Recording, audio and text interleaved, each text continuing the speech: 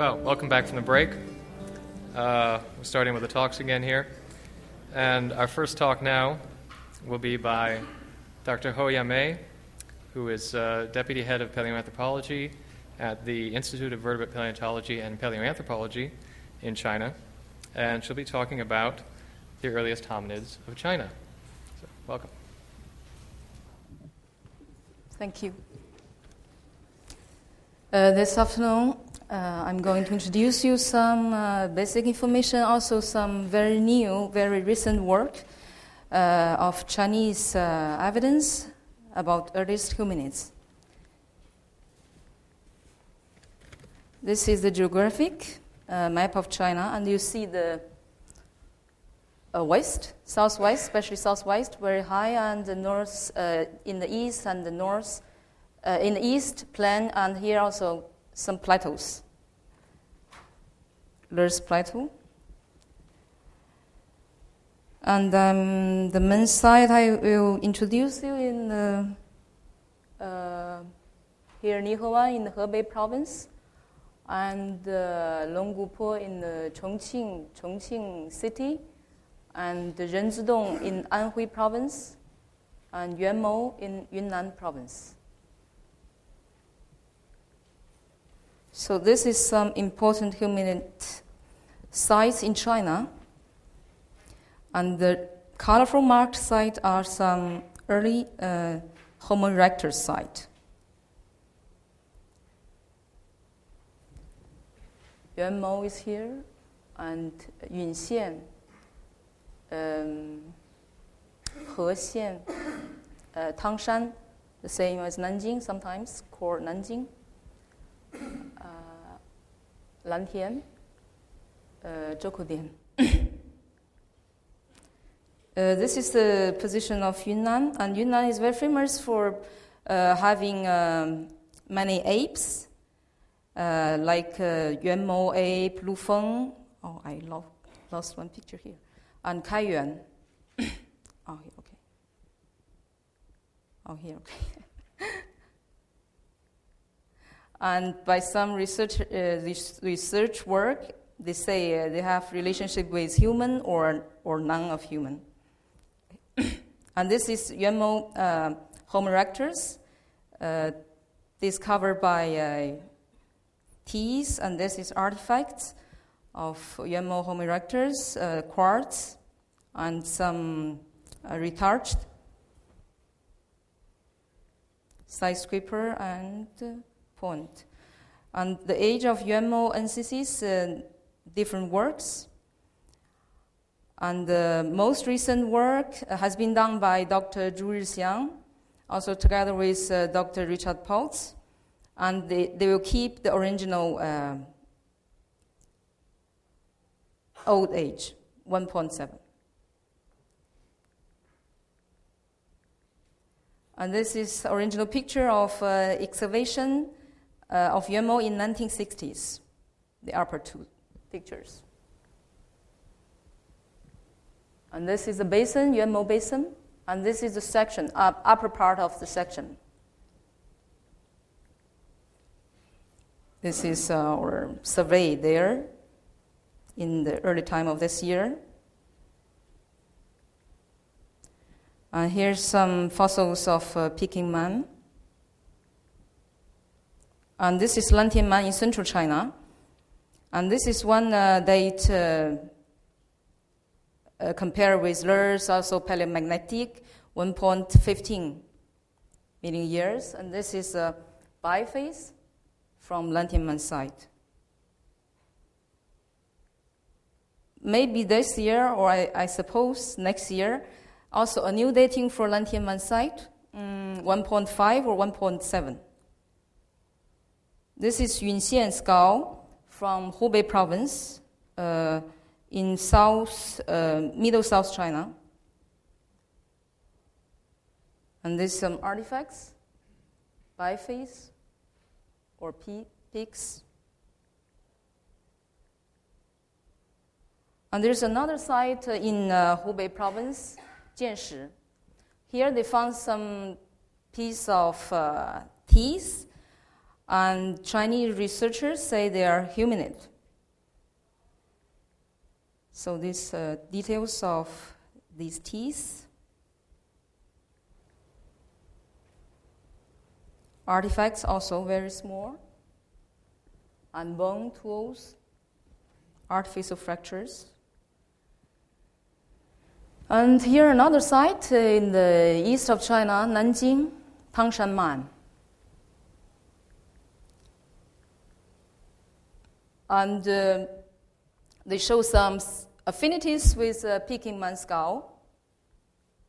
And this is another cranium of Tangshanman. So now I begin to introduce you some important Paleolithic sites, and some are quite old. Yamei still and Nihuan sites. Gongwangling, another name of Lantian, one name of Lantian. Yunxian, Longgupo, Renzidong, Bose, Yamei is here. So, south to the Three Gorges, Longgupo is located in a slope. It was a farmer's land and discovered in 1980s. And this is the earliest discovery of a drawer.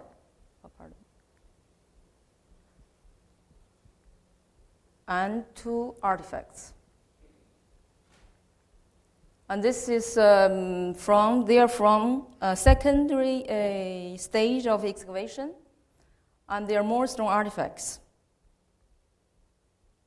They use bipolar technique to split the pebble. And just in 2003, we begin a new excavation cooperated with a French team. It's a Sino-Franco team. And this is really a new work and also very significant. We clean the section, and you see, where's the light? No light. This light hole has been all excavated out by the old excavation. And no laser light. In 2003, we just worked, in fact, you see the yellow part of that short section, about 30 centimeters in 1 month. And so you can compare the working speed of our work from the old excavation. I think the excavation technique is really different, and the method also different. And it makes the result very different. And the pink color is original square. Oh, no, sorry. We just divided original square into 4 new squares, and we excavated in the 3 parts.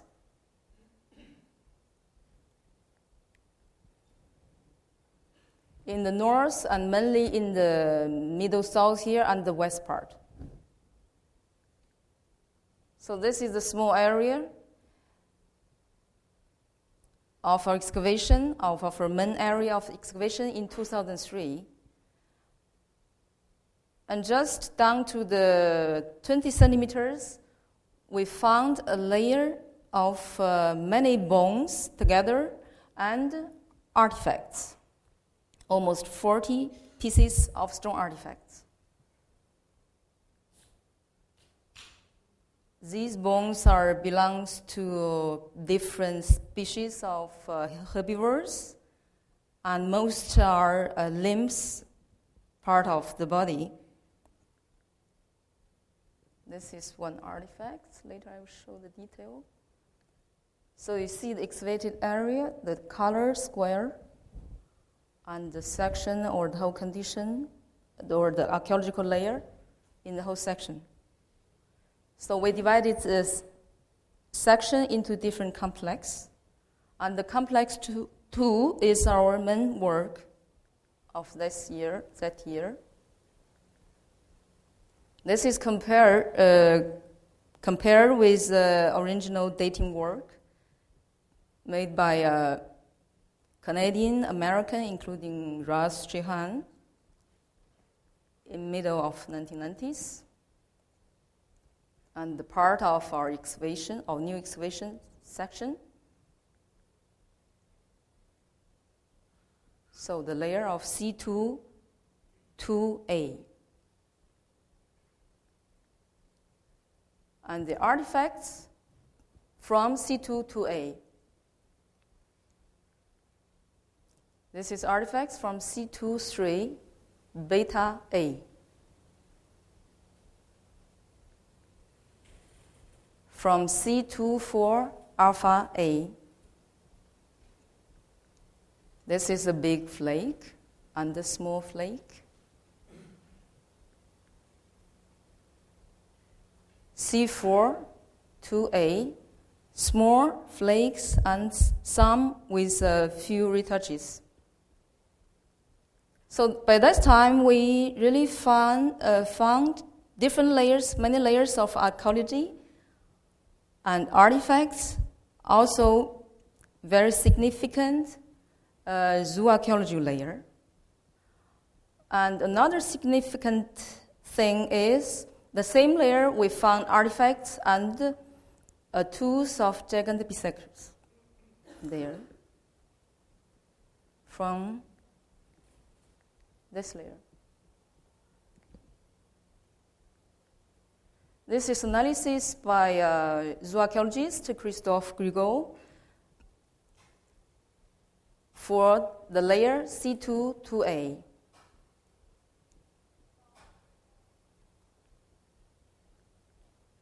Our team members for 2 years. Now I'm introducing another site, even older than Longgupo, in southeast China, called Renzidong. Sometimes they call Fanchang. This is a location, Yangtze River, south to Yangtze River.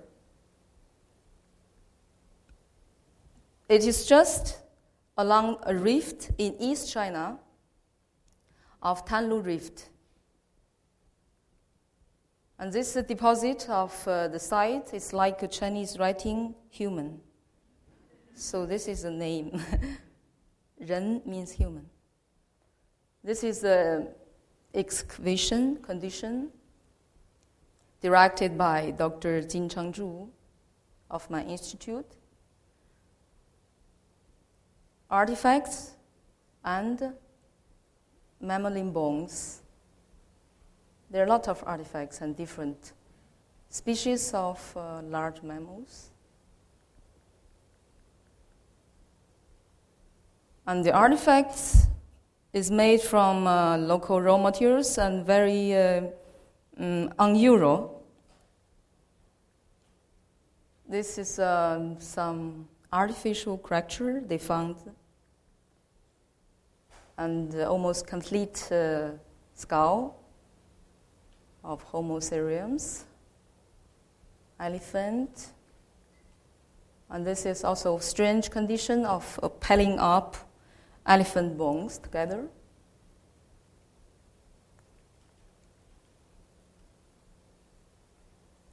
Different faunas, and shows different types of fauna. And there are a lot of faunas from north.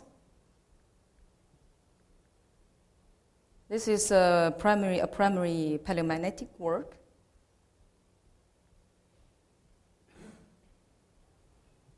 So it seems it happened an event of moving southward of animal.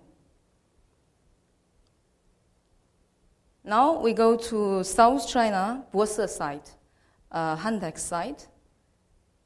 Worked with Smithsonian institution since 1994. This site was discovered, in fact, in 1973. But the problem is the date. We have no any fauna remains because of the soil, acid soil. Unfortunately, in 1993, it was my first year participating in this project, we found tektite. This is typical laterite deposit. You see the upper part and the gravel part of in the lower. And this is a section of one locality of Gaolingpo. This is excavation in one locality at Bogu. This is a big flake. This is the first discovered tektite. This one.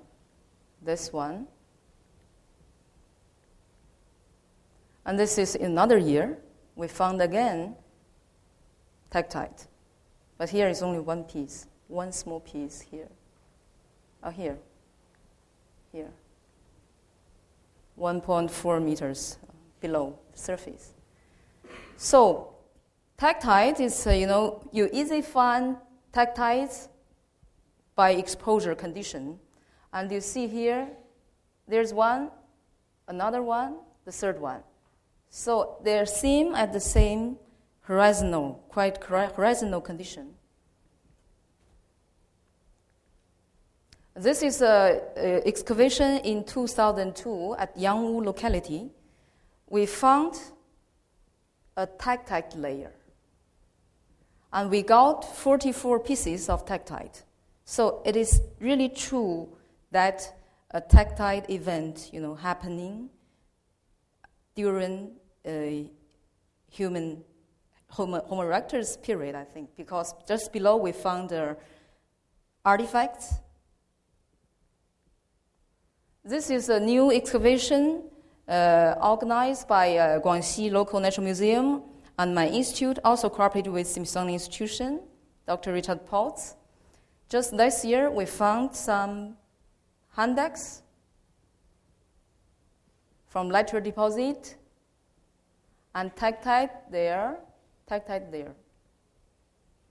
This is just drawn by a reservoir construction. This is a part of original terrace. We were very exciting, and this is a co-leader of Dr. Wang Wei. So, by this slide, you see handeks from one locality. Oh, not this one, excuse me. These are from, okay. These two from one locality, okay, Yang. And those are from other, because in the whole basin we have almost more than 100, already known 100 localities. And these are from the same locality of handeks. And you see fine retouched work by two sides. And this one, I think, maybe so far known the largest one of biface handeks of the basin. This is work, long time work. And raw material. When we think about artifacts in Bose Basin, and we compare it with other places of the world, we have to think about the raw material and, how much it influences the result or the final product. Now we go to the north, Nihewan Basin. This is the section, Lacustrine deposit, and the river, Sangan River, gets through the whole basin. And in this small area, there are a lot of lower Pleistocene sites, including Majengo. This is the earliest discovery. After that, they found a lower layer of Majengo. This is the earliest, okay? This is Majengo third. They have artifacts, fauna, and even elephant footprint. This is the core and flake. Now, Xiaochanliang site. The result has been published in Nature. small tools, and a lake formation from this layer. Many small artifacts. Now the third one, relatively younger one, Donggutuo site.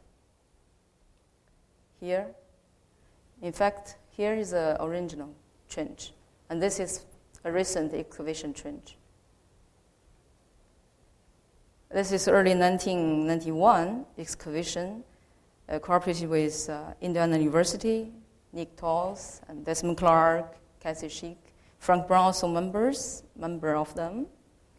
And this is one layer of excavation, layer B, very dense artifacts with fragmentary bones. And the artifacts retouched fine, very fine, and different types, typology, skyscraper, ponds, burin, even burin, unscraper, notch, denticulate. This is burin.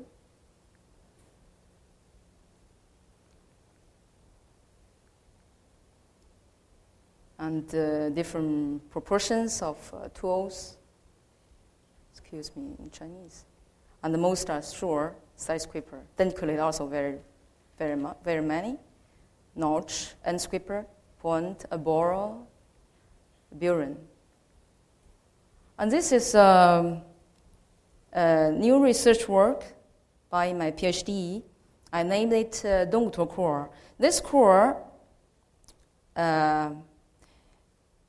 was identified as a core producing small, long, elongated flakes. It means at this site, the early human, they didn't only need flake tools, normally flake tools, and they also need very small, longer flakes for some uses. And these cores just remind me some typology of typical Eastern Asia, not Eastern, North, and also in the Korea and in Japan, the wedge-shaped core in the Upper Paleolithic. Sure, they perhaps could not have very direct relationship, but anyway, it reminds me something to think about and to do more research work. This is a Xujiayao site. From this side, we have discovery of Xujiayao man in the same basin, and this is another site. Just so it's not very earlier, but just show tradition in the near around place. This is adjacent province, Shanxi province, and the Sichuan culture. Many burins and many microblade from special microblade core. This is a site in North China, a single site in China, almost in China, with character with typical Loa core. And perhaps it's the farthest site where the Loa technique spread out to the east. And I found, when I was in Paris and looked through the old excavation storage, I found the core of Donggutuo core. And here, just go forward and not only talking about the early human, because there is a hypothesis proposed continuity and hybridization of human evolution, early human evolution in China. And here, there's some cultural circle with some affinities to each other. And here is a place in Altai region of Russia. And I found they all have typology of Donggutuo core. What does it mean? And in North China, the Nihewan Basin, from Lower Pleistocene, Middle Pleistocene, and to the Upper Pleistocene, the cultural layer is really visually continued. So this is a hypothesis proposed by myself, and some thoughts, maybe not very correct and needed to be checked.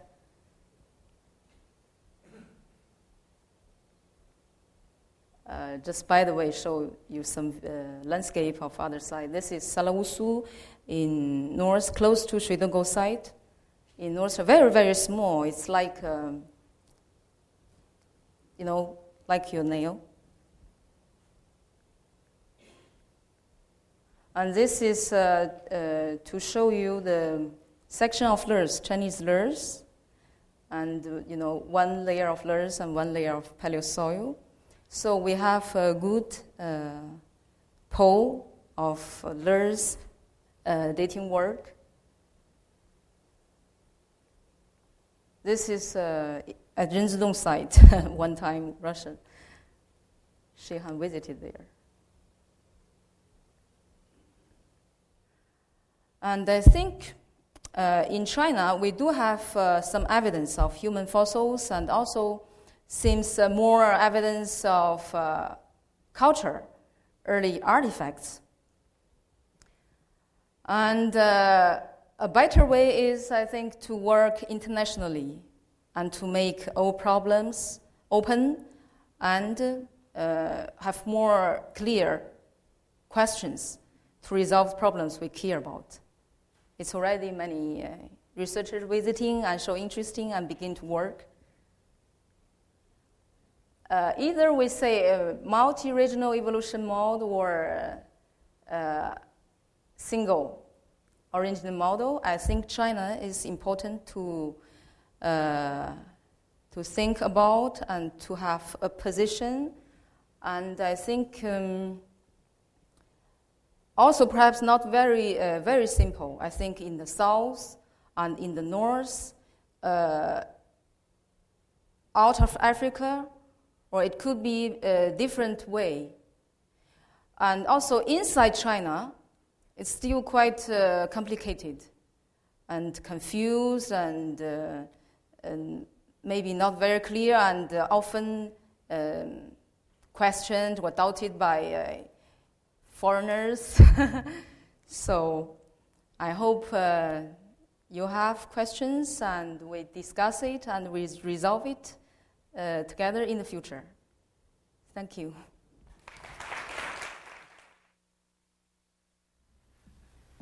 Okay.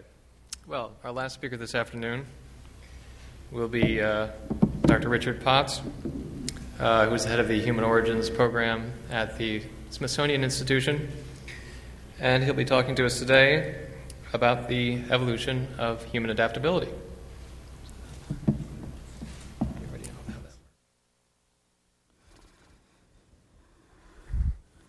Thank you, James, and thanks to Richard and John Flegel and the host of co-organizers, and especially all the people who are the backup, who do the real work of getting us here and making us feel comfortable.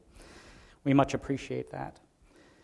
I'd like to end our formal presentations today by broadening out, stepping back a little bit, and considering what we've heard today in the broad sweep of human evolutionary history.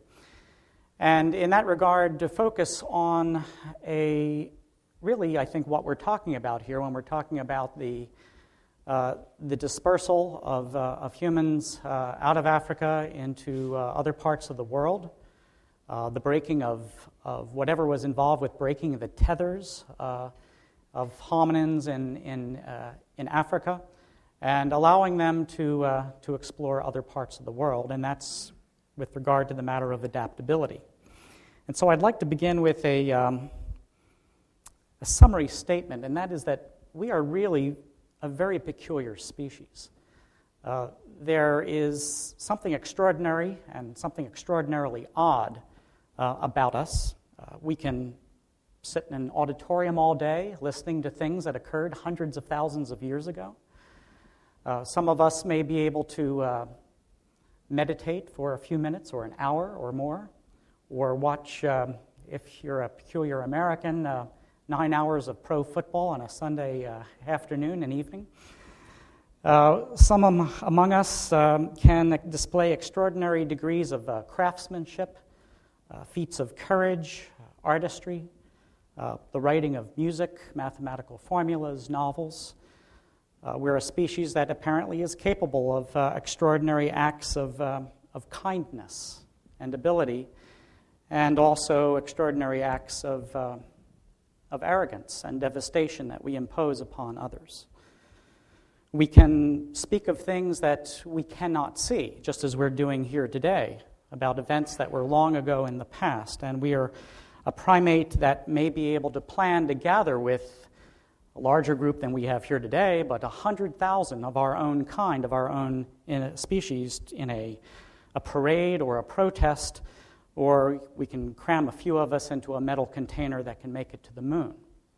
And to my mind, these are all expressions of an evolutionary history that has decoupled humans from a narrowing, constraining ancestral habitat, has broken the tethers that guided the ancestral lives of Miocene apes, Australopithecus, and perhaps even the earliest members of our own genus. And somehow, human beings today have become separated from certain ways of living that 2 million years ago were restricted to the African continent, and where the descendants, however, could expand on the possibilities of what an early human could become.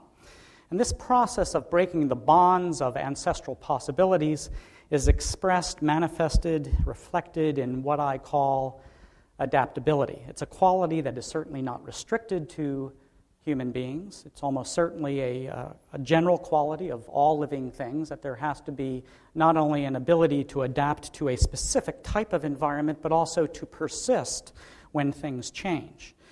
And yet for a mammal, for a primate, adaptability appears to take on some astonishing qualities in our own species. We see adaptability in how humans survive unexpected change, how we alter our surroundings, our immediate surroundings, and when you become a worldwide, a global species, that means you transform the entire planet. And also we see adaptability in how we have come by our curiosity to explore new places and to create new adaptive possibilities. So the question I'd like to explore here is how far back in time that we see this in human ancestry. Do we see the elements of adaptability?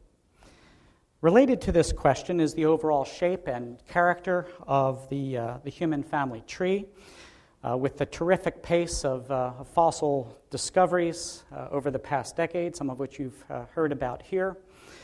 It's become apparent that our own genealogy bears its share of diversity, like other groups of organisms, not a linear march through time, but a diversity of lineages in our branch of the tree of life.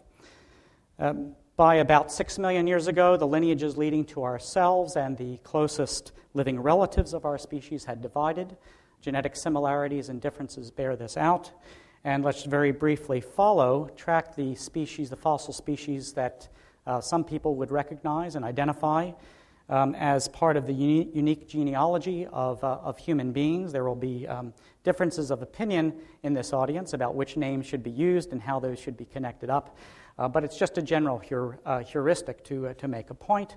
Between 5 and 6 million years ago, the lineages, at least 3 lineages, are currently recognized at the base of our family tree.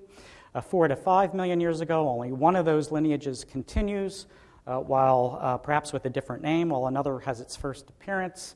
4 to 3 million years ago, the best known of which is this one, Australopithecus Afarensis.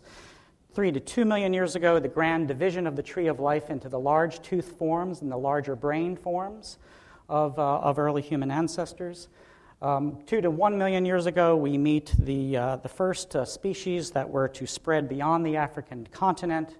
And 1 million years ago to the present, the diversity continues with the Neanderthals, whose line became extinct apparently about 28,000 years ago. And Homo erectus continued for a while, and the origin of our own species. While we are, of course, one species now, the norm of human evolutionary history has been 2 or 3 separable lineages living at any one time, spread over, sometimes confined just to the African continent for most of this history, but after 2 million years ago, spread over some continents. Well, the point here is that along with this diversity has been a considerable amount of extinction. This is also a fundamental feature of our genealogy. And one thing that may help us understand why there has been such rampant diversity and extinction, or at least a fair degree of diversity and extinction in the hominids, may have to do with climate change, and this has been brought up in a couple of the slides in earlier presentations. But one thing that hasn't really been focused upon is that if you look at the grand sweep of Earth's history and its climate history, that humans evolved during one of the most dramatically changing eras in Earth's environmental history. This is very obviously reflected in the proxies, the measures that scientists have been able to figure out with regard to global or ocean climate change, such as with the great growth and the shrinking of glacial ice, captured by the study of stable isotopes, the comparison of 2 forms of oxygen, from long cores that are drilled from the ocean bottom. In this case, this is a combination of cores that run for about 6 million years. And the up and down projections, as you may already have gathered, mark the heights of warm and moist periods, alternating with cold and dry climate. And these projections become more extreme as we go from the past and get closer to the present. A similar pattern, not the same, but a similar pattern of climatic instability also occurred in the tropics, not the ice ages, but alternating periods of strong monsoon and drought. These tend to occur on more of a 20,000 year cyclicity, periodicity. And there is evidence then of not only the growth and intensity of the oscillation, or the extreme of amplitudes, but also a series of alternating high variability and low variability intervals through time. So in all of these records of the past 6 million years, the evidence appears to be of greater and greater fluctuation over time. Well, in that light, there are, in a sense, 3 fates that we can consider here. And if we can see this as a general sort of climate trend or oscillation through time. And one of the possibilities, not the best one, is that you become extinct. And that is what this darker line is, or I should say the line in the middle here is representing, is the ability to follow habitat change. And here is an organism that's not doing a really great job of keeping track of these environmental fluctuations back and forth, and extinction may therefore set in. Many other organisms are capable of moving as environment changes. There is a great need for corridors of movement, not just patches of ground, but corridors of movement so that they can keep up with environmental changes. And yet this envelope around it stays the same. That is the amount of adaptability. And so that's one of the possibilities, is that you are able to move. But there's another possibility that's not necessarily totally decoupled from the move strategy, capable of moving in response to these environmental changes. But this envelope of adaptability is somehow able to broaden. And this widening of the envelope of adaptability, I think we would see as characteristic of our species' own evolutionary history, but not necessarily confined just to ourselves. And so, in this respect, the origin of our species is a remarkable survival story. The elements that define humans biologically and culturally emerged at different times over this long period of 6 million years plus, so that we see walking on 2 legs by at least 4 million years ago, emerged before making of simple stone tools that were used to obtain meat from large animals and to broaden the diet. These occurred before the first expansion of early humans beyond Africa. The significant enlargement of the brain, the control of fire, later followed by the origin of our own species about 200,000 years ago based on the fossil and genetic evidence, the development of more complex implements, and also the emergence of the blossoming of art and complex communication that indicate language in the modern human sense. It's not until 10,000 years ago that we see the oldest control and domestication of plants and animals on which agriculture depends. The fact that these features emerged in a world prone to dramatic environmental change suggests that adaptability to our surroundings and its uncertainties is a hallmark of our species and perhaps helps to set a context for the incremental change. It's not just a linear history, but the incremental change through time of the addition of human characteristics. In fact, I believe that a strong case can be made for the idea that the defining features of human beings evolved as a series of ongoing solutions to the problem of surviving in a world prone to uncertainty, a serious degree of change in the surroundings, of local habitats, but also expressed by some of these regional and global measures of environmental change. And this, in a sense, is what I mean by adaptability. To define it more specifically, it involves the ability of an organism to endure environmental variability, to spread to new habitats, as we are certainly must have been the case with regard to the out of Africa 1, the dispersal of hominids to Eurasia, and also, at least later on, the ability of an organism to respond in novel ways to its surroundings. And this may be even independent of environmental change, as we see with much of human history in more recent times. In the remainder of this talk, what I'd like to do is to introduce to you some lines of research involved with this topic that we have reported over the past 12 to 14 months that has been published in the journals Nature and Science and Proceedings of the National Academy of Sciences. For the first example, we begin in Africa at the site of Hadar.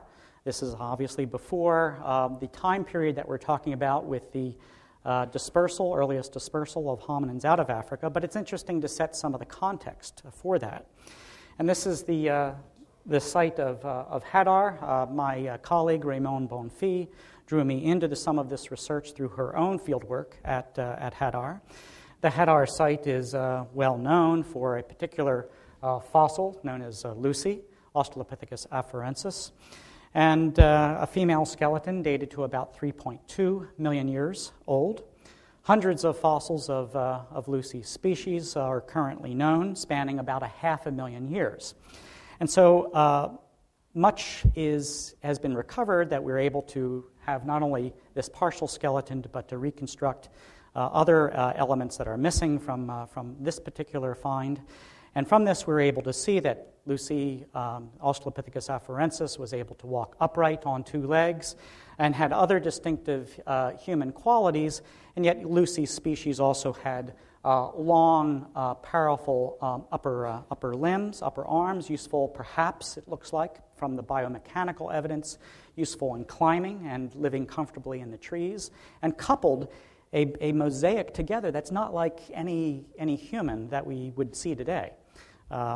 Lucy's species also had a small brain. This shows a comparison of one of the male reconstructions to Homo erectus and also to Homo sapiens, about a threefold difference between Afarensis and ourselves.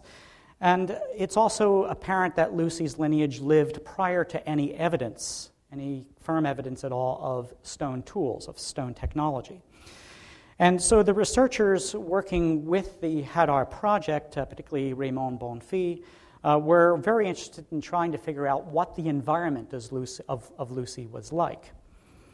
This shows you a view of Hadar. The work at Hadar has been led by a scientific team from the Institute of Human Origins based at Arizona State University, working in association with the National Museum of Ethiopia. Raymond was the fossil pollen expert, and she was at the Smithsonian on a fellowship in 2003 and 2004, and that's how I became involved with the statistical analysis of her pollen results and the interpretation of them. And Raymond was able to acquire samples from many of these layers, and many of those samples had hundreds of grains of fossil pollen that represented the plants that existed at the time of each of those layers. From the pollen samples, she and her colleagues in France, and then later my own look at the data, were able to reconstruct the vegetation and climate and how these changed over time. And what we found were, at least to my eye, surprising results of how much environmental change was involved in the sediments in which we find the fossils of Australopithecus afarensis. Over the entire period between 3.4 and 2.9 million years ago, the habitat fluctuated between what we would reconstruct as one to or another of these different kinds of vegetation types represented here. In fact, during the most forested time, we have evidence of a 20,000-year period, approximately 20,000 years, during which there was an increase in annual rainfall by about 14 inches, average annual rainfall by about 14 inches, and a drop in temperature of annual temperature by about 5 degrees centigrade. The intriguing thing, as I alluded to just a moment ago, regarding Lucy's lineage is that it survived or even thrived throughout. The fossils are quite abundant through this entire sequence of environmental changes in all of these layers, a period of roughly 500,000 years. We suspect that the adaptive options of this species, its versatility in moving around in environments, in surroundings that had very few trees, as well as in times and places with many trees and also with very few trees, that enabled Lucy's species to adjust to these sizable swings in climate. And so as we return to this record of global climate change, not that this particular record is reflected exactly at Lucy's site, but as a general sort of record of from the ocean global climate change, we see that Afarensis flourishes during a certain degree of environmental change. This is the time period of that cooling and spread of forests at Hadar. Seems to be registered in this record as well. But then what we see is that her lineage vanishes from the fossil record around 2.9 or 2.8 million years ago, just when climatic variation varied continuously at a higher level, both in this record as well as in the record of dust blown from the African continent into the deep sea. And so as we look upon these female and male reconstructions of her species done by John Gurchie, Lucy displayed an unexpected degree of adaptability, at least unexpected to my eye when I first began working with Raymond, an unexpected degree of adaptability to widely changing surroundings, even with a small brain, and prior to any evidence whatsoever of even a simple stone technology. Early in this record, relatively early, although we must now see that this is midway through our understanding of our data on human evolution, we see this remarkable hallmark of versatility or adaptability, an ability to adapt to changing surroundings, but only up to a certain point before this species disappeared. For the second example, this will overlap with the information that Yamei presented in some detail just now, and this is drawing from China. China is, or I should say East Asia in general, is the place with the second longest archive, relatively continuous archive of human ancestry after Africa.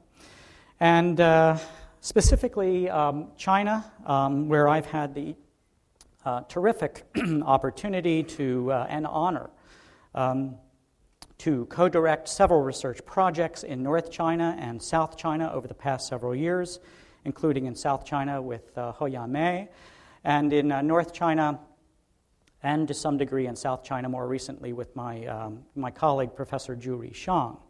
And what I'd like to do is to focus on this area in the northern part of this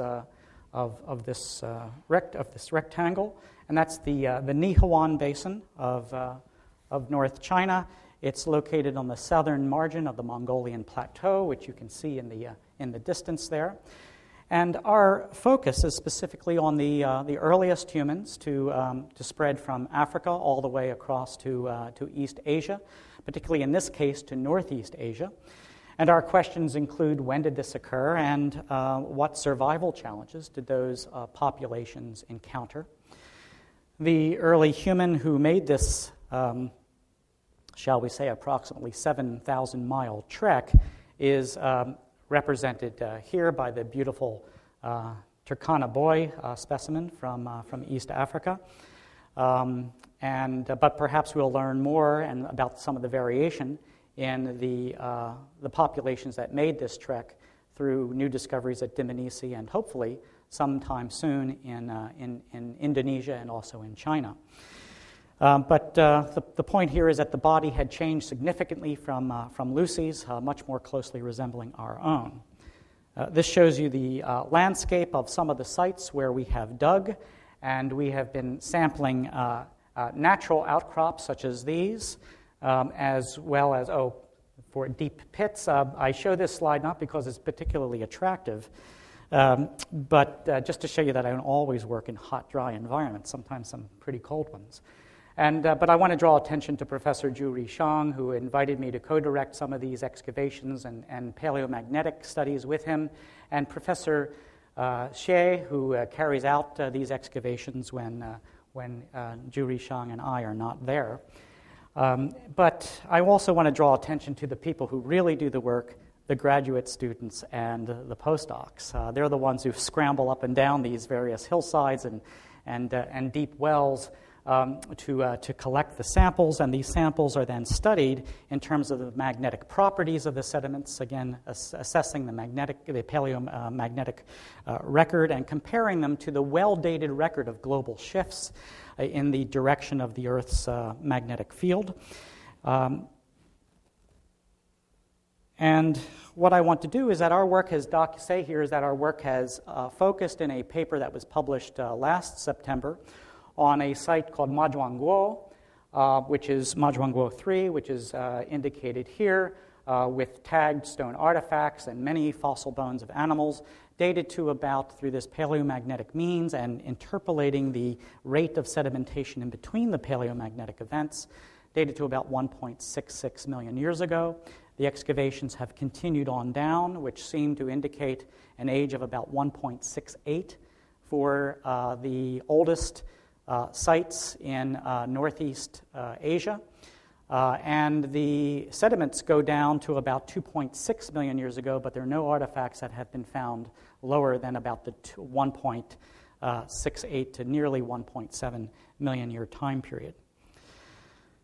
You can also see from the artifacts from Mazhuangguo the kind of flaking that's very typical of Oldowan type of flaking that occurred, that is well known, well documented in Eastern Africa. These look a little bit different, largely because the original form of the raw material are just broken chunks of rock.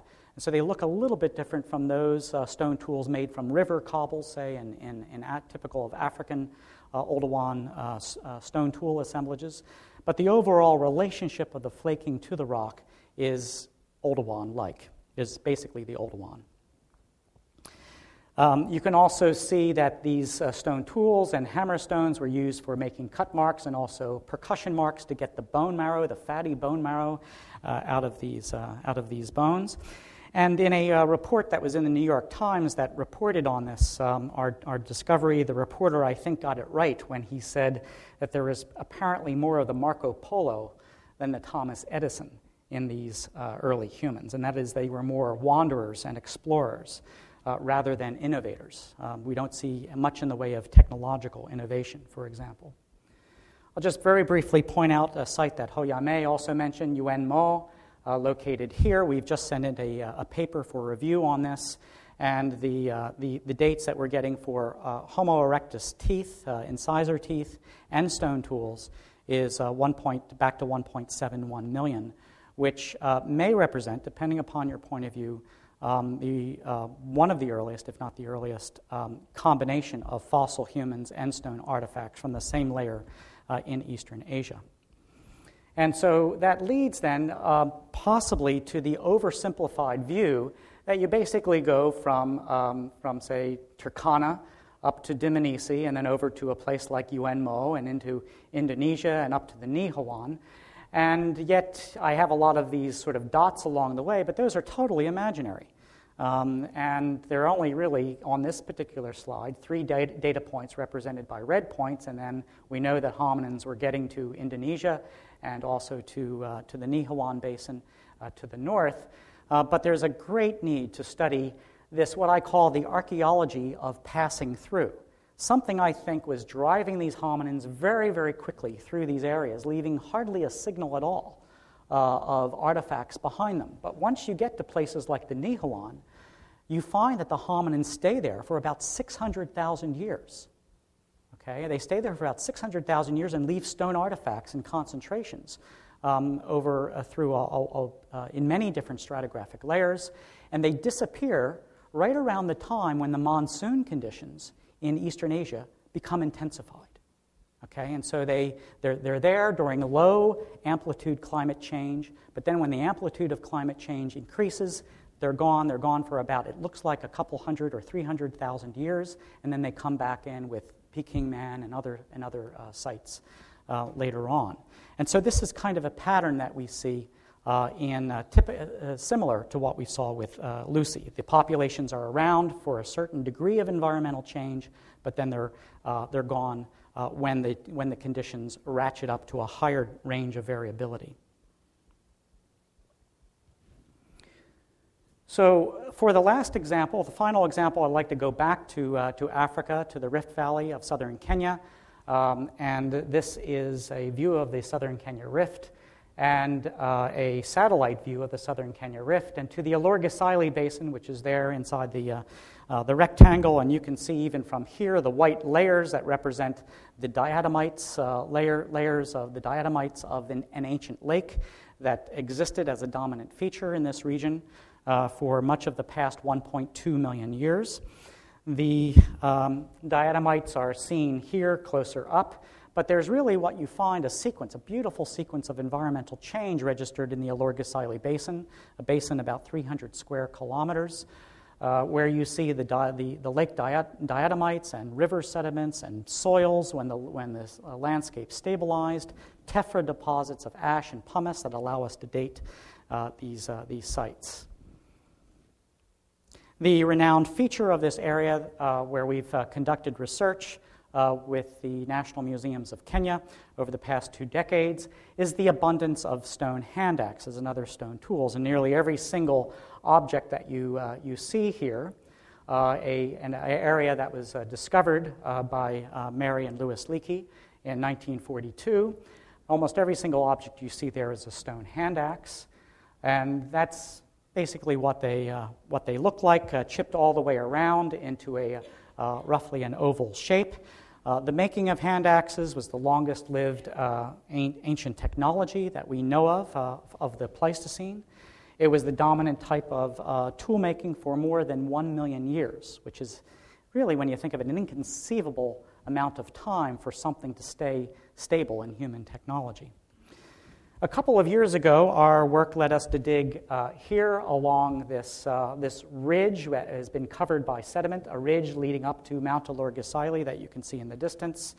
And there we made this discovery that Susan and Anton referred to, this very small but adult or near adult hominin fossil from Alorgesailie. It's dated to 900,000 years old. We found the brow ridge and the left ear region of the cranium and 9 other cranial fragments of it. As I mentioned, it's very small, and yet it shows features typical of this wide envelope of morphological, of appearance variation that we're beginning to understand about Homo erectus and Homo erectus-like hominins, however you might divide them up or keep them as a single hominin species.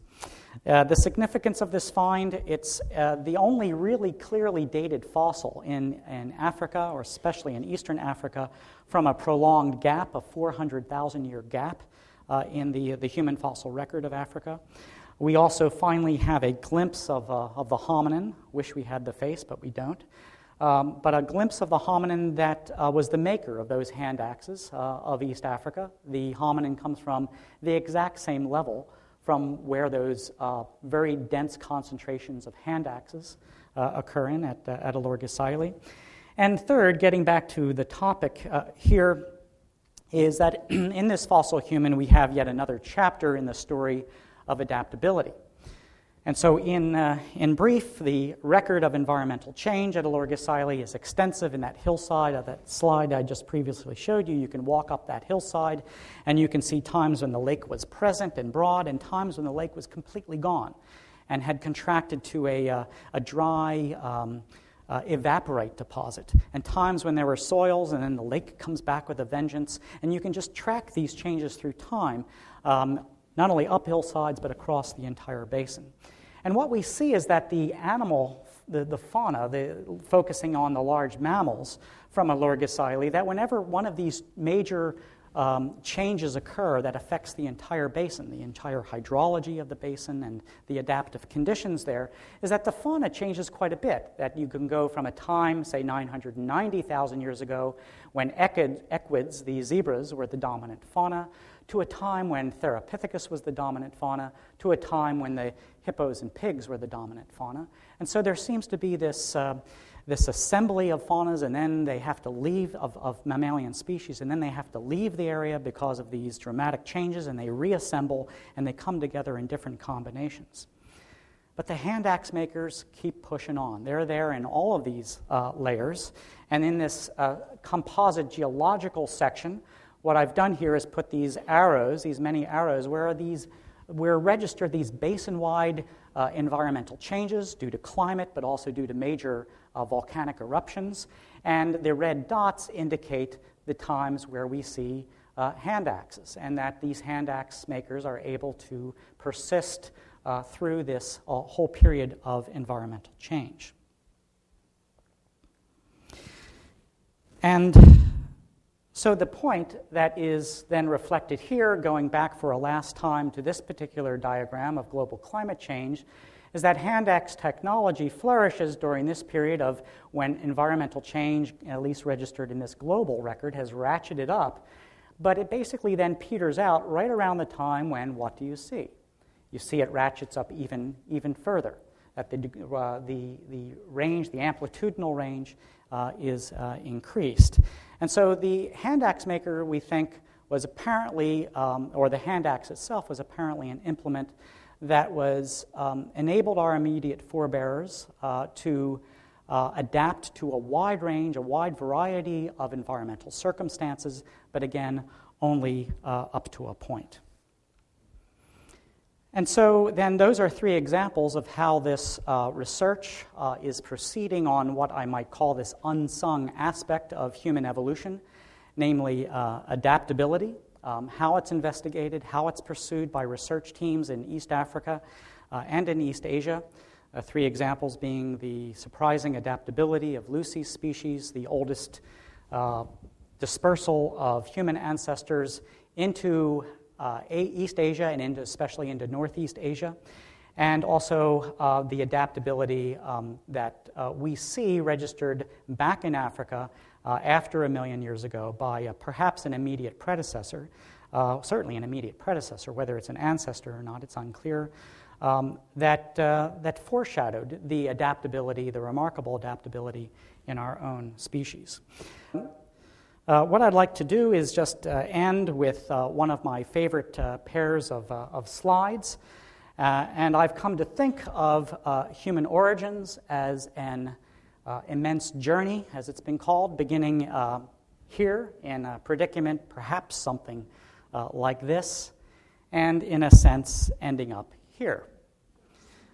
This is the epic story of humankind becoming adaptable, laid the foundation for our ability not only to survive, but ultimately to imagine, to explore, and to learn new things about the world around us. And this is part of the human legacy that I think we're beginning to find out has deep roots in our evolutionary past. Thanks very much.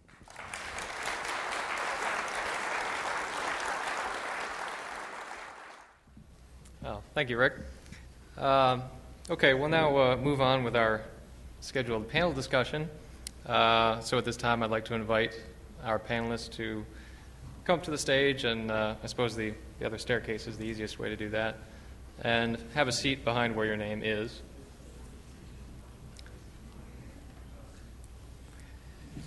And just as we did this morning, we'll start by having each panelist briefly introduce themselves, and then we'll have them discuss things among themselves for a bit, and shortly we'll open it up to questions from the audience.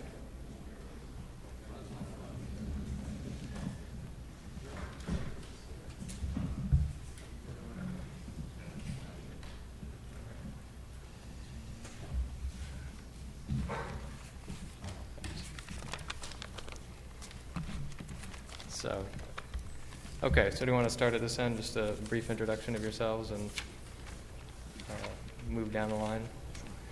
My name is Parth Chauhan, and I'm a postdoc Stony, researcher at the Stony Institute in Indiana.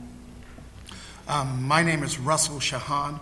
I'm a paleoanthropologist from the University of Iowa. I'm Robin Dennell. I'm from Sheffield University on the other side of the pond, and I'm primarily an archaeologist. I'm Rajeev Patnaik from Panjab University, India. I'm Michael Petraglia. I'm from the University of Cambridge. I'm Philip Rightmire from upstate New York, Binghamton. I'm Yahdi Zaim from Laboratory of Paleontology, Department of Geology, ITB, Bandung, Indonesia. Thank you. All right. Well, obviously, our panelists all have their own views on the subjects that we've been hearing about this afternoon and indeed this morning. So would any of you like to start with some brief comments? Yeah, I'd like to start. I'd like to address the issue of when humans first got to Asia. Obviously, this is one of the central topics of this whole Out of Africa One symposium. My personal connection with this is the field site I work at, and that's in the Sanggaran Dome in Indonesia. You heard about this earlier today from Susan Anton and from others. I work there with Yahdi Zaim, who will be talking a bit about the geology a little later on of that site and of Java in particular. I think one of the interesting things that have come down today is we're trying to really refine the dates of when humans got there. If we look at specific evidence from the Sanggaran Dome in the area of the Bapang Formation and where the earliest homs occur, right down into the upper part of the Sanggaran Formation, we can bracket very well when humans got there. We have recently found new hominids in the level that actually lies below a pumice level dated at 1.51 million years ago. We have other dates of 155 at that same level, and then we know that hominids are in the underlying Sanggaran Formation, the very upper reaches of it. We have no date from that yet, but I suspect it's around 1.6.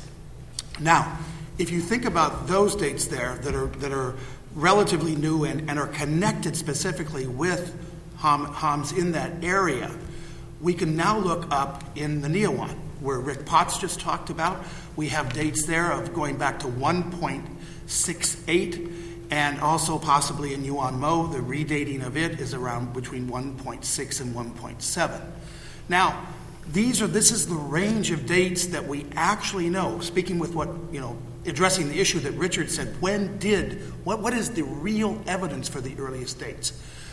We've heard the date in the morning session of 1.8. Of course, that's a date that relates to the Dmanisi site. It's a date that's heard a lot. But the issue is, are any hominins in Asia 1.8? And of course, the famous site that kicked this all off was the site of Perning or Mojokerto. And that site is in the process of being redated. And I'd like to ask Frank Huffman, who's out there somewhere. Frank?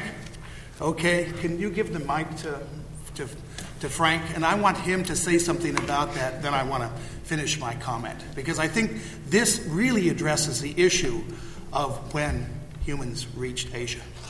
Well, I guess you want me to say that I've been working with Yahdi Zaim on the Perning site for the last several years, and we're in the process of doing a number of things there.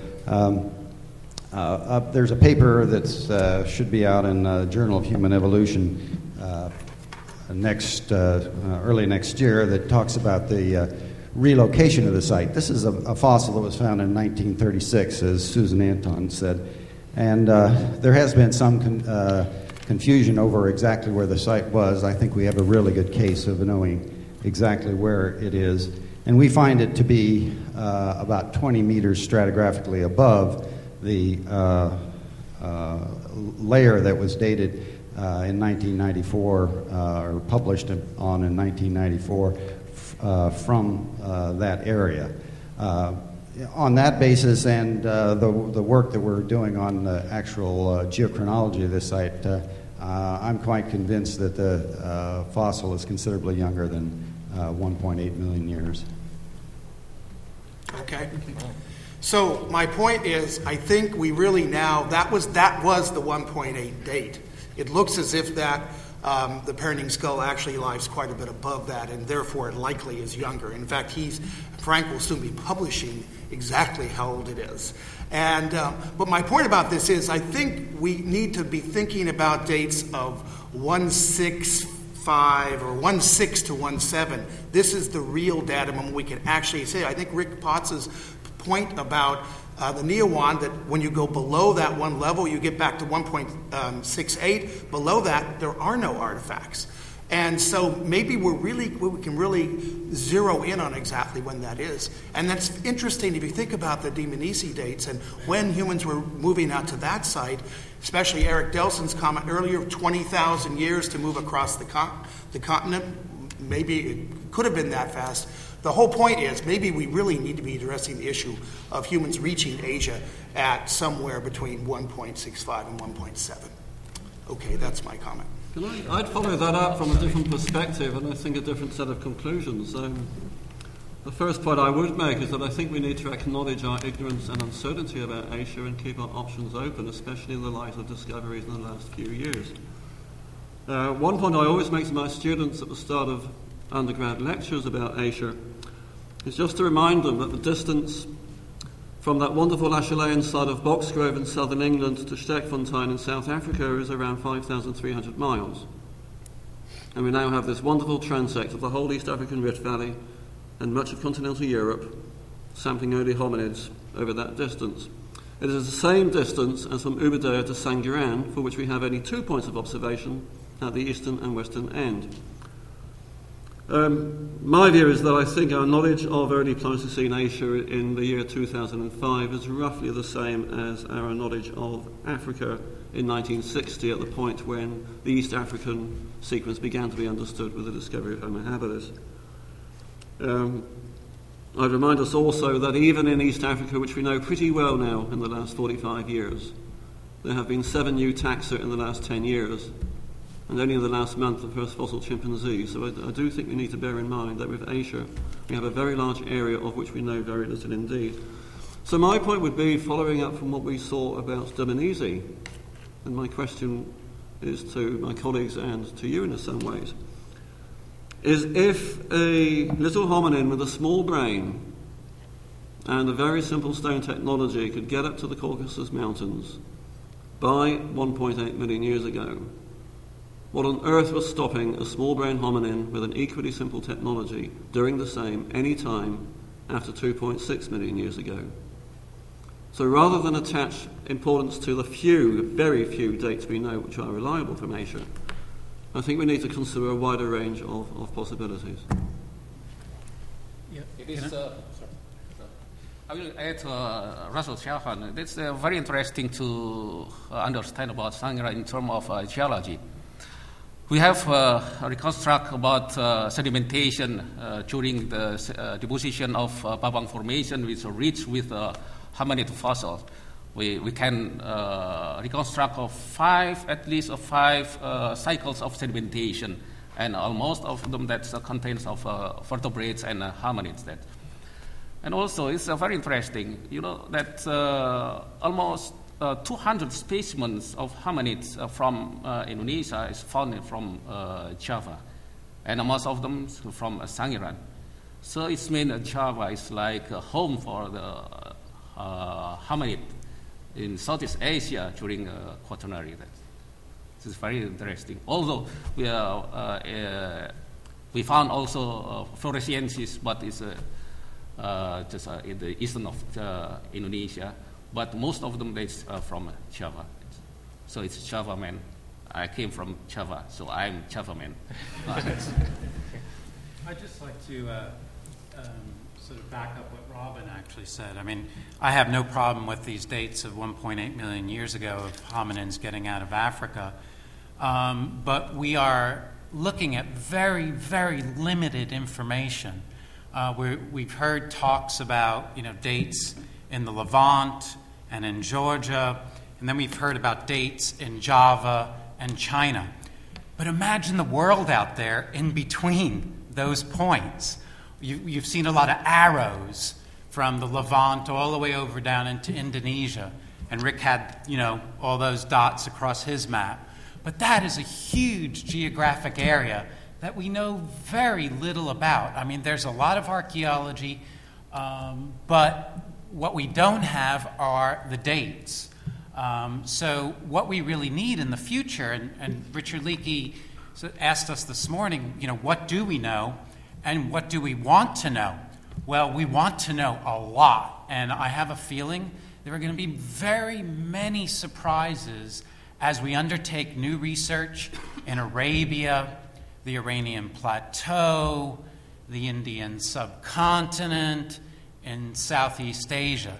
Could you imagine if the amount of work that's been done in Africa was done in that big geographic area, how much more we would actually really know about dispersals and how they actually occurred? I take from Mike the point that there is a huge gap. And my concern is whether the environment was conducive enough to support early man there. And when we look at the schwalics, the early Pleistocene deposits, there is a upsurge in tectonic activity all along the Himalayan foothills at around 1.75. So that was the time when there was a lot of upliftment taking place, and you have a lot of boulders coming in, and at least the raw material was there. And as far as the supporting or the associated faunal material is concerned, we have Theropithecus, we have Megantherion, we have Crocuta, and others that are very good for correlation, and we can always go for more paleoanthropological studies and do more fieldworks.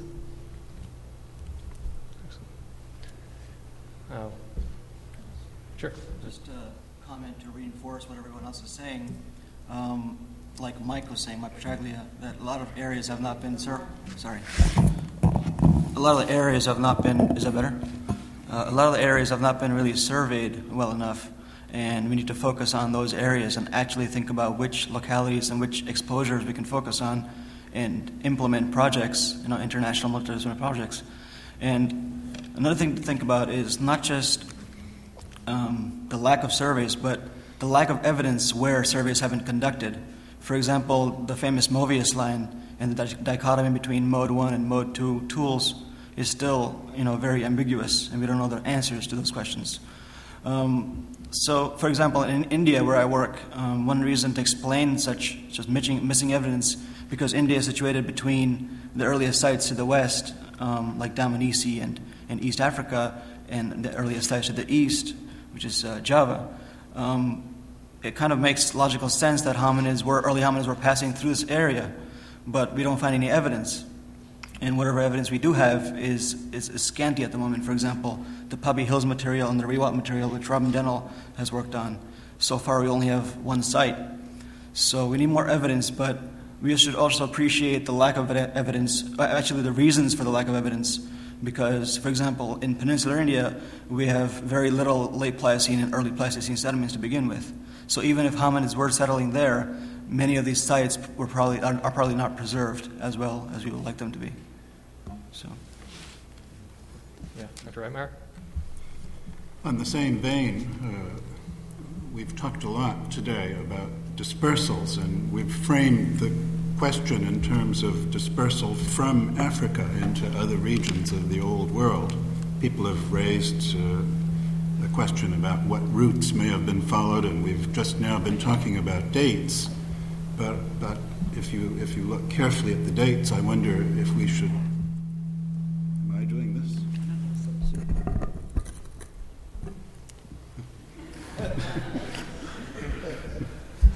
I'll try not to move.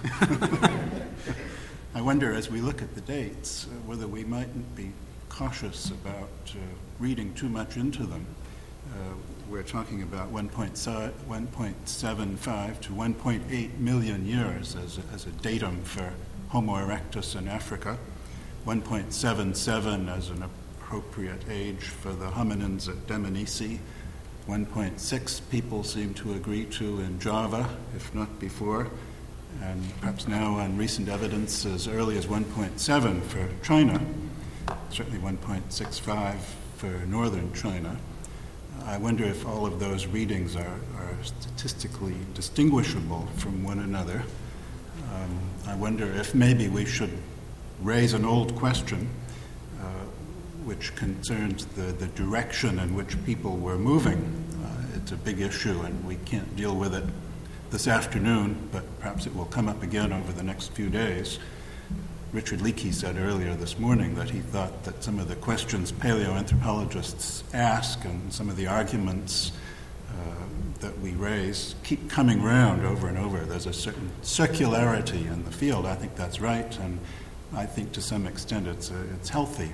We ought to revisit these issues as we have fresh information. So here's a chance perhaps to talk about whether dispersal from Africa was one way or whether there were movements back again from Eurasia into Africa at some point.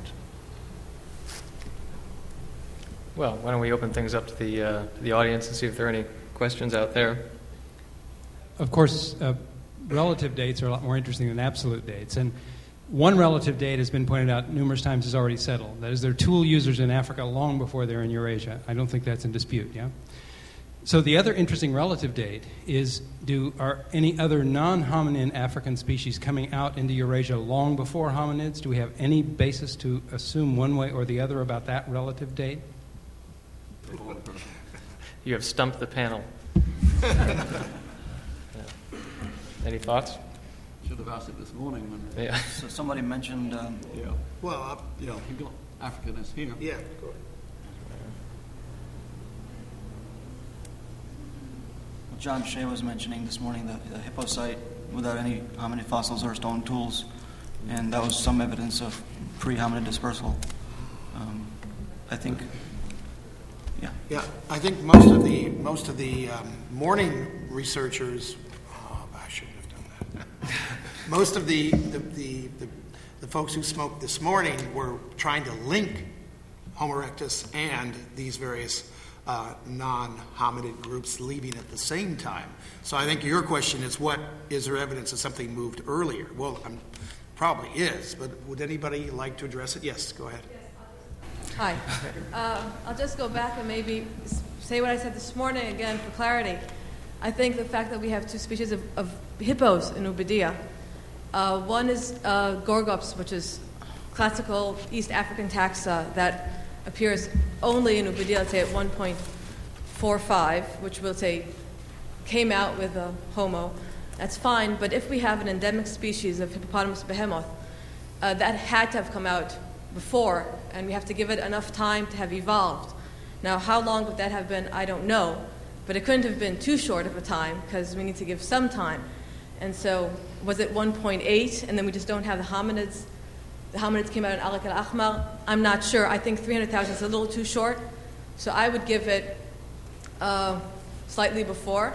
And I just mention, I know it's considered maybe a non-site, but we have the 2.4 in Yil'on that was published by Avraham Ronen.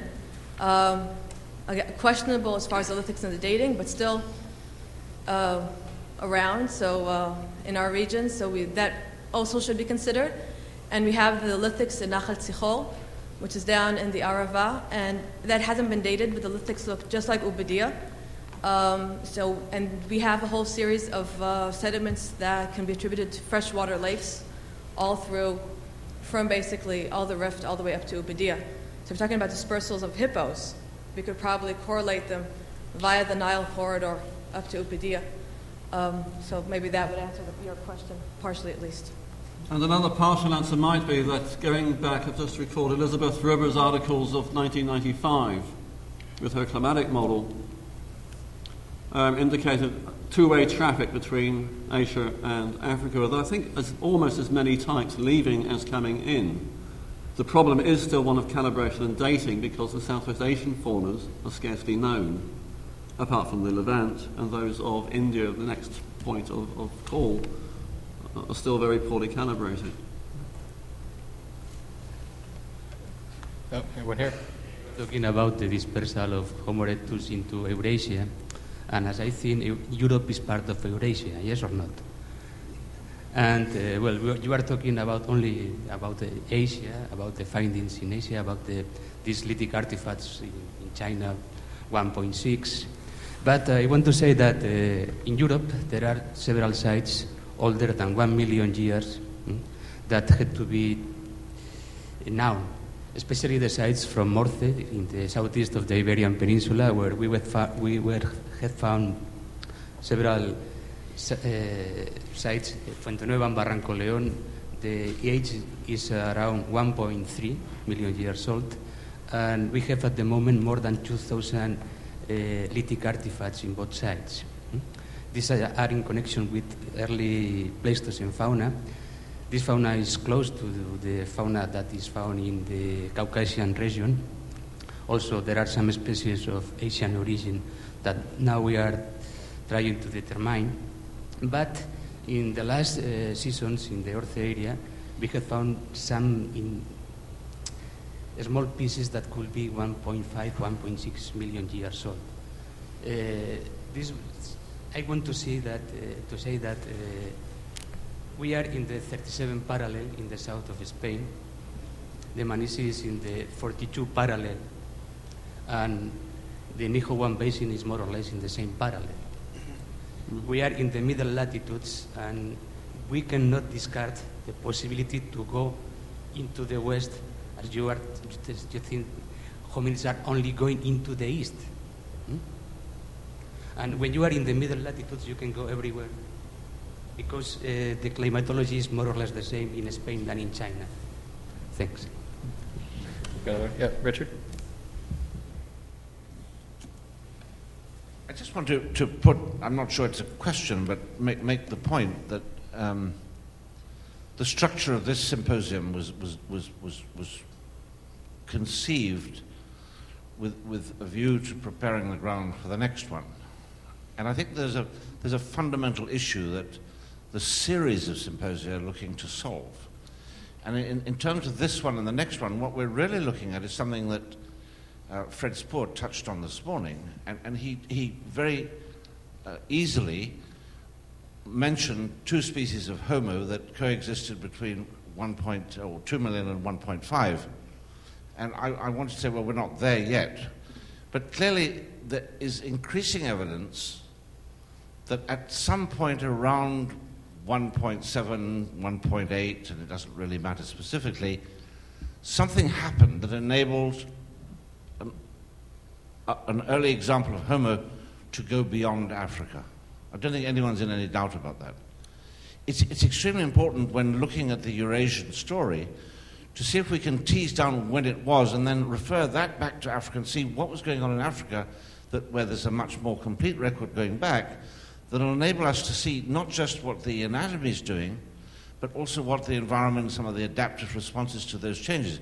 We're trying to take this to a point where we understand why, what it was. And we can't do that until we pick a point. And I think we've got to be very careful we don't get too chauvinist about which date's older than the other and for what reason. It doesn't really matter. What we want to know is, when does the story begin out of Africa, and what was going on in Africa at that time that will enable us to understand what may have driven that beginning of that story. I just want to make that point in terms of referring the panel back to what we're really trying to do here with this series of symposia. Well, I think that it's important to make those calibrations in Asia, which I think we're able to do now. If you look at the state of research in Asia 10 or 15 years ago, we didn't have this kind of control over the dates that we have now. And granted, as Robin said, we don't know that there couldn't have been something else happening earlier, and we have to keep that option open. But I think I see the next 5 years or so, or 10, allowing us to further zone in on the exact calibration points of when humans get to Asia, and then we'll be further along. I wanted to make one other comment about Dmanisi too that I think is interesting, and this reflects, this issue of Afrocentric views of things. I mean, if you think about it, Dmanisi already has an extraordinary record of Homo erectus. Given the pace of discoveries that are being made there, in a decade, it may outpace our understanding of Homo erectus in Asia or Africa. And in a sense, our main comparative sample for Homo erectus might be Dmanisi. And that's, again, something that no one would have ever suspected given what we know. And I think I really applaud the work that's going on there, and I'm happy that things are being published relatively quickly as well, or at least put out for view, just like David's talk today. It's good for all of us. Will I follow that up with a morality story? Or is it not a morality story, it's a story with a moral? And what triggered this little recollection is, we've heard various statements about the absence of artifacts below a certain horizon indicates the absence of hominins. All I'm going to say is that the best researched area in the world for the Paleolithic, the area which has been investigated longest by the largest number of people, is southern England. It's where Paleolithic archaeology started in 1797 with the discovery of the first hand axe. For the last 20 years, it's been more or less understood that the one reliable datum line in Europe is that hominins did not get to England before 500,000 years ago. We have a string of sites, the first of which was dug in the 1850s, so it's a well-researched area. In the last 2 years, we've discovered that there's another 150,000 years in East Anglia that was unsuspected of human occupation. So I just mentioned that even in the best researched area in the world, we cannot take absence of evidence as evidence of absence for granted. Yes, Eric?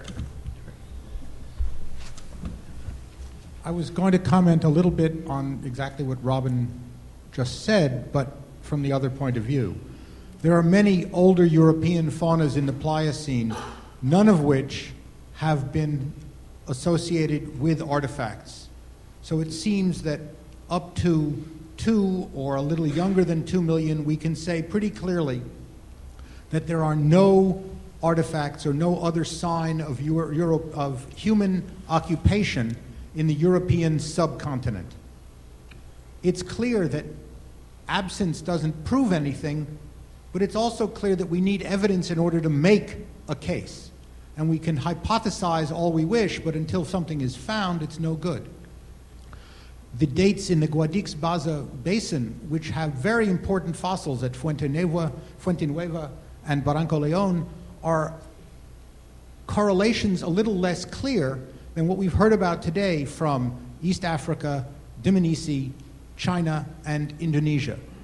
And it seems that the dates at 1.3 are quite reasonable, and Bienvenido mentioned material that might be older than that, but one would have to be very careful to see exactly what's involved.